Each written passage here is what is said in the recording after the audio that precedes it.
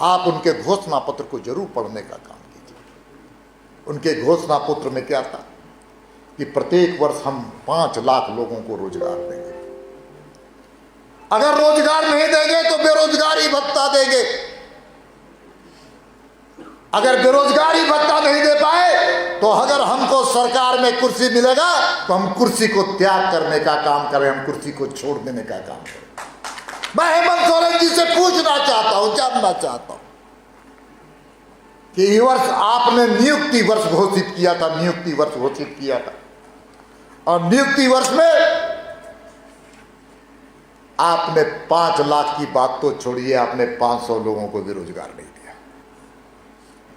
रोजगार न देते तो भी बात बनती, चल जाती, लेकिन पिछली सरकार जो रघुवर दास की सरकार थी, कमल फूल की सरकार थी, भारतीय जनता पार्टी की सरकार थी, उनमें संविदा कर्मी जो हमारे नौजवान साथी थे, नौजवान हमारी बहनें थी, उनको पिछली सरकार ने संविदा के आधार पर रोजगार दिया था।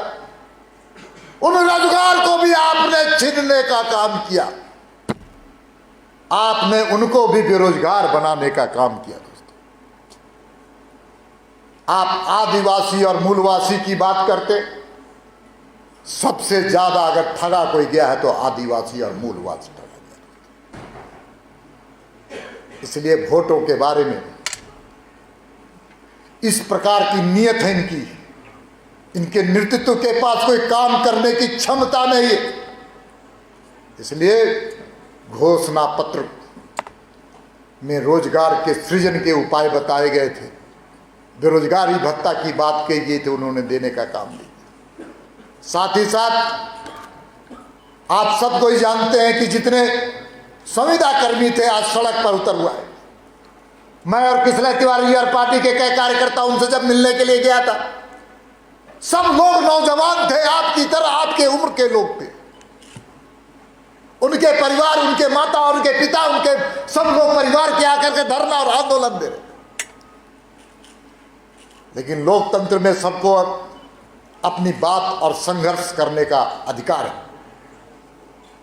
लेकिन राज्य की सरकार उनकी सूद तक लेने का काम नहीं किया और आज ये नौटंकी कर रहे।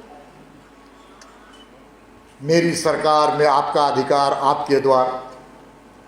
मैं पूछना चाहता हूं मुख्यमंत्री जी से कि जो नौजवान आपके घर के सामने धरना दे रहे थे, प्रदर्शन कर रहे थे, आपके मोराबादी मैदान में सत्याग्रह कर रहे थे, लोग दुर्गा पूजा उसी मैदान में करने का काम किया, आपके प्रोजेक्ट बिल्डिंग के सामने छठ मना रहे थे, आप उनसे बात तो करने नहीं गए और आप नाटक कर रहे हैं कि मैं आपके घर में जाकर के आपकी समस्याओं का समाधान करूं।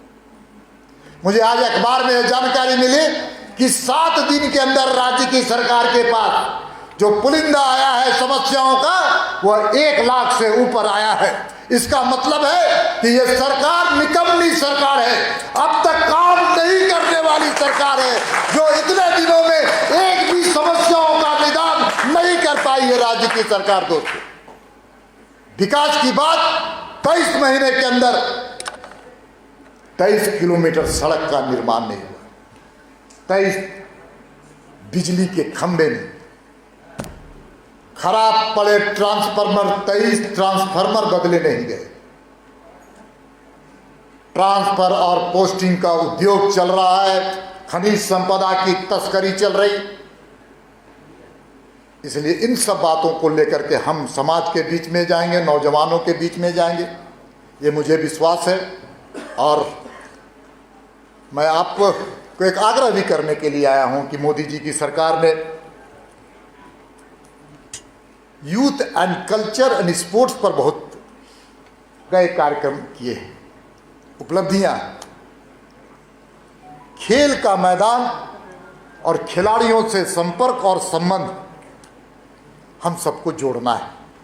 ज़्यादा से ज़्यादा आप सब कोई जानते हैं कि झारखंड हॉकी, फुटबॉल, क्रिकेट, कोई भी खेल हो, उसके माध्यम से हम भारतीय जनता युवा मोर्चा को संगठन के साथ जोड़ने का भी आज के दिन हम सब लोग कार्यक्रम, ये योजना बनाएंगे, ऐसा मुझे विश्वास है कि खेल का माध्यम, झारखंड और खेल कानूनाश्रय संबंध है अंतर्राष्ट्रीय स्तर पर हमारी बहनें हॉकी का स्टिक लेकर के जब चलती है तो दूसरा देश के लोग खिलाड़ी को भी डर लगता है। शांत।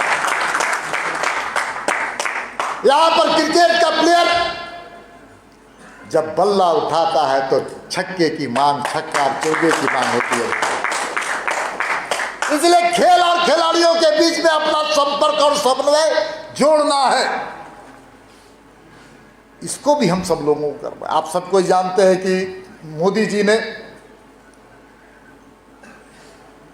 पहली बार भारतीय जनता पार्टी की सरकार में गरीबों के बीच गुदड़ी के लालों को पद्म श्री और पद्म विभूषण देने का काम किया है। ऐसा नहीं कांग्रेस के शासन में उनका होता था जो पैरवी पुत्र थे, लेकिन अब जनता से सलाह मांग करके जनता के बीच में भलाई करने वाले व्यक्ति को इतना बड़ा सम्मान मिलता है पद्मश्री या पद्म विभूषण का। झारखंड के अंदर भी कहे गुदड़ी के लाल, गरीब नौजवान या फिर बुजुर्ग जो भी हो, मैं युवा मोर्चा के प्रदेश अध्यक्ष से मेरा आग्रह निवेदन भी है कि उनको भी आप सब जगह पर सम्मानित करके नरेंद्र मोदी जी को भी हम सब मिलकर धन्यवाद देंगे। हम उनको भी धन्यवाद देंगे कि मोदी जी आपने गुदड़ी के लाल को सम्मानित किया, झारखंड को मान सम्मान बढ़ाने का काम किया। इसके लिए भी हम आपको धन्यवाद और आभार व्यक्त करते हैं। हम आदिवासी समाज के बीच में काम करने वाले कार्यकर्ता हैं। प्रधानमंत्री ने एक बहुत बड़ा उपहार हम सब लोगों को देने दिया रहेगा। जनजाति गौरव दिवस 15 नवंबर भगवान बिरसा मुंडा के जयंती के अवसर पर आज आदिवासी समाज का जो आजादी के पहले से भारत के आजादी के संग्राम में काम कर रहे थे, योगदान दिए थे, अपनी बलिदानी देने का काम किया था, आज तक कांग्रेस के लोगों ने उनको सम्मानित करने का काम नहीं किया। मोदी जी की सरकार ने उन वीर शहीदों को, उन सेनानियों को, झारखंड के सबको आज राष्ट्रीय स्तर नहीं अंतर्राष्ट्रीय स्तर पर उनको नाम रोशन करने का काम किया।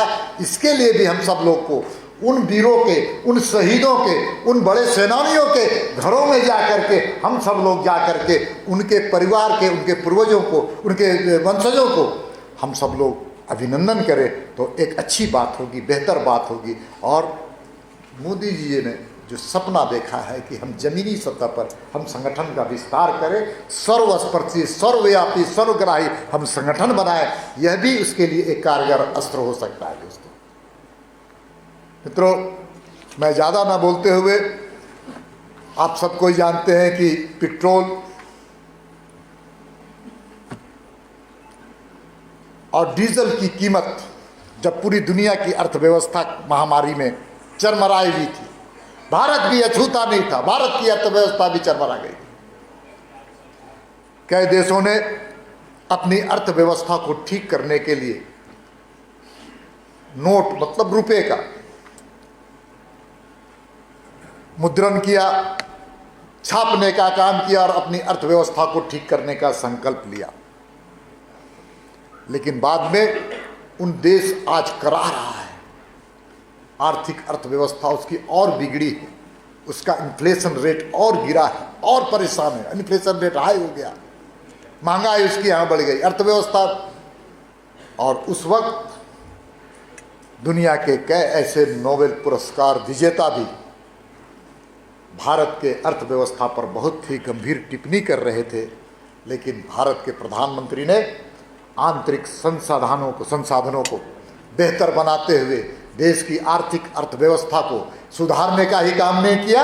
अब तो हम कह सकते हैं कि दुनिया में सबसे तेजी से, चीन से भी ज़्यादा अगर कोई अच्छी अर्थव्यवस्था तेजी से आगे बढ़ रही है तो प्रधानमंत्री जी के नेतृत्व में भारत। इसलिए मित्रों, एक मेरा निवेदन भी है कि वैट, डीजल और पेट्रोल के शेष को कम करते हुए 5 रुपये पेट्रोल में और 10 रुपये डीजल की कीमतें केंद्र की सरकार ने कम किया है, जिसके कारण महंगाई का असर थोड़ा कम हुआ है, बेहतर हुआ। जितने भारतीय जनता पार्टी के शासित राज्य थे, एनडीए गठबंधन के शासित राज्य थे, कुछ तो कांग्रेस शासित राज्यों ने भी कम किया अपने यहां वैट घटा करके पेट्रोल और डीजल में, लेकिन झारखंड की सरकार कांग्रेस की समर्थन वाली सरकार कुछ दिन पहले राजभवन के सामने पर जाकर के विधवा विलाप कर रहे थे पेट्रोल और डीजल की कीमतों पर। आज उनको करारा जवाब देना होगा, आंदोलन करना होगा, संघर्ष करना होगा और ये बताने की उनको पेट्रोल और डीजल की कीमत करने के लिए हम सब लोग आंदोलन के माध्यम से उनको विवश करने का हम सब लोग संकल्प ले दोस्तों। इसलिए पार्टी ने तय किया है कि हम आंदोलन करेंगे पंचायत के चुनाव को, नगर निगम के चुनाव को लेकर के। हमसे आपसे अपेक्षा है कि ज़्यादा से ज़्यादा आप सब लोग इस सारे कार्यक्रमों में सहभागी बने और यश के भागी बने। मैं समझता हूं कि यहाँ पर जितने लोग बैठे हुए वर्तमान में भाजपा है, भविष्य में भी आप भाजपा है। आप ही के बीच से कोई विधायक बनेगा, आप ही के बीच से कोई सांसद बनेगा, आप ही के बीच से राज्य का मंत्री बनेगा, आप ही के बीच से इस राज्य का मुख्यमंत्री भी बनेगा। इसलिए मैं अंतिम अपील करने के लिए आया हूं कि पार्टी के काम में, युवा मोर्चा के काम में आप आगे बढ़िए, तेजी से बढ़िए और साथ साथ में पार्टी के जो कार्य पद्धति है, जो संस्कार है, जो संस्कृति है, उसको भी भूलने का काम मत कीजिए। हम सब मिलकर के एक बन करके एकता के साथ संघर्ष करेंगे और इस राज्य की सरकार जो जन विरोधी सरकार है उसको घुटने टेकने के लिए हम सब लोग मजबूर करेंगे। इन्हीं सब मेरी शुभकामनाओं के साथ बहुत बहुत धन्यवाद। भारत माता की। भारत माता की।